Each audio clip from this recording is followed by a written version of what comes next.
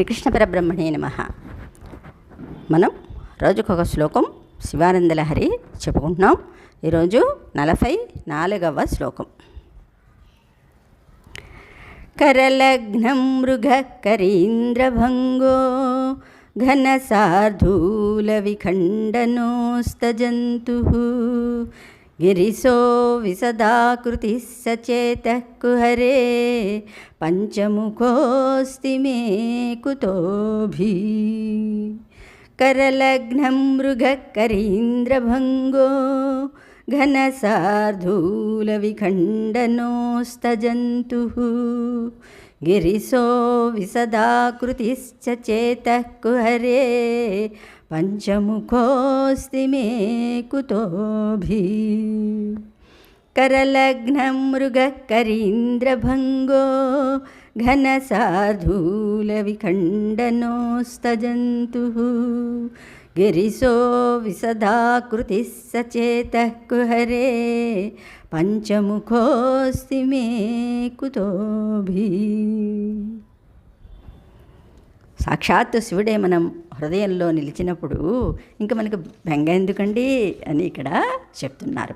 కరలగ్న మృగ అంటే చేతిదిమిడిన, అంటే చేతిలో ఇమిడిన అనమాట. చేతి నిమిడిన మృగముల గలవాడును.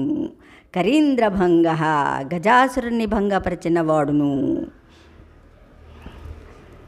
ఘనసార్ధూల విఖండన అంటే ప్రబలుడైన వ్యాఘ్యాసురుని ఖండించిన వాడును.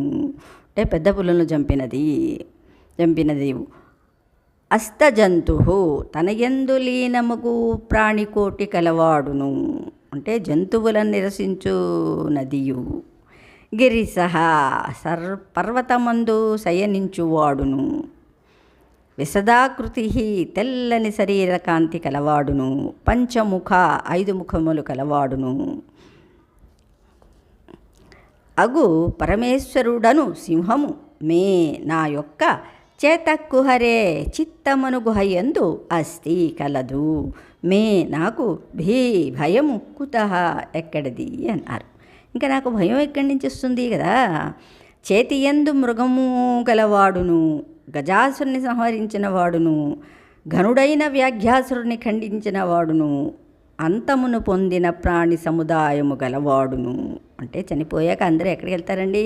మళ్ళీ కాలగర్భం అంటే కాలుడు అంటే ఎవరు? పరమేశ్వరుడు. కాలగర్భం అంటే పరమేశ్వరుని శరీరంలోకి అందరూ ప్రవేశిస్తారు కదా, ఆయన గర్భంలోకి. అది తెల్లని శరీరము కలవాడును. కొండయందు నివసించువాడును అగు పంచముఖుడు. నా హృదయమను గుహయందు విరాజిల్లుచున్నాడు. ఇంకా నాకేమీ భయము లేదు అని ఇక్కడ శంకరులు చెప్తున్నారు. మనం కూడా చెప్పాలన్నమాట అంత గట్టిగా. అవునా? పరమేశ్వరుడు ఇక్కడే ఉన్నాడు. హృదయ సర్వన తిష్టతి భ్రామయన్ సర్వభూతాని యంత్రారూఢ అని మాయయా అన్నారు కదా.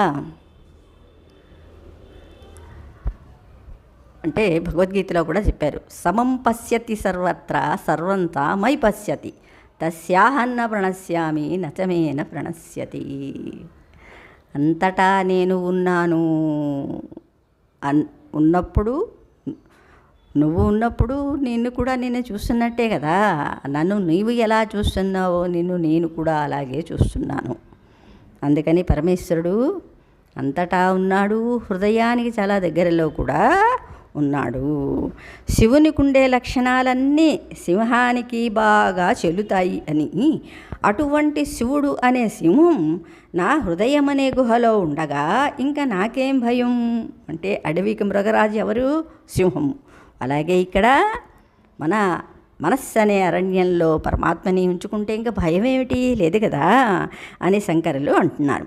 సింహం పంజా విసిరి లేడిని అవలీలగా పట్టుకుని ఉంటుంది. అటువంటి లేడి మృగం శివుని చేతిలో కూడా ఉందిట. శివుడు మృగధరుడు కదా. సింహం ఏనుగుని చంపుతుంది. మృగరాజు శివుడు కూడా గజాసురుణ్ణి చంపాడు. సింహం పులిని కూడా చంపుతుంది. శివుడు కూడా వ్యాఘ్రాసురుణ్ణి చంపాడు.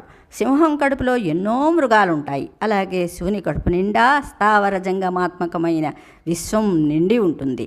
సింహంలాగే శివుడు కూడా కొండ మీద ఉంటాడు. సింహం తెల్లగా ఉంటుంది, శివుడు కూడా శుద్ధ స్ఫటిక వర్ణంలో కర్పూర గౌరార్ధ శరీరకాంతితో తెల్లగా ఉంటాడు. సింహానికి పంచముఖం అంటే విశాలమైన నోరు కలదనమాట. పంచముఖం అంటే 5 మొహాలు ఉండడం కాదు, విశాలమైనది పెద్ద నోరు అన్నమాట. శివుడు కూడా పంచముఖుడే కాబట్టి సింహంలాంటి శివుడు నా హృదయంలోనే సదా నివసిస్తూ ఉంటే ఎవరి వల్ల తనకు భయం ఉంటుంది? చివరకు మృత్యువు వలన కూడా భయం ఉండదు అని నిక్కచ్చిగా నమ్మకంతో చెప్తున్నారు. మనం కూడా శివుడు లాంటి పెద్దవారి అండ చూసుకుంటే ఎన్ని ఇబ్బందులు వచ్చినా ఆయన ఆదుకుని మనల్ని రక్షిస్తాడు. కాబట్టి మీరు కూడా ఎందుకు ఆ శివుణ్ణి హృదయంలో ప్రతిష్ఠించుకోకూడదు అని సలహా ఇస్తున్నారన్నమాట. శ్రీకృష్ణ పరబ్రహ్మణే నమః.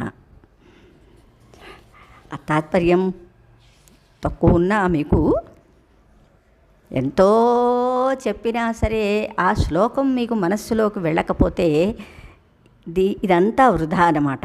శ్లోకంలోనే చిన్న చిన్న వర్డ్ అయినా మనస్సుకి అతికినట్టుగా ఉంటుందన్నమాట. వీటి ఏమంటారు, కొటేషన్స్ కదా. మొత్తం లెక్క అంతా కూడా చిన్న ఫార్ములా అలా ఎలా ఉంటుందో శంకరులు ఒక్కొక్క చిన్న చిన్న శ్లోకాల్లోని ఆధ్యాత్మికత అంతా నింపేశారన్నమాట. శ్రీకృష్ణ పరబ్రహ్మణే నమః.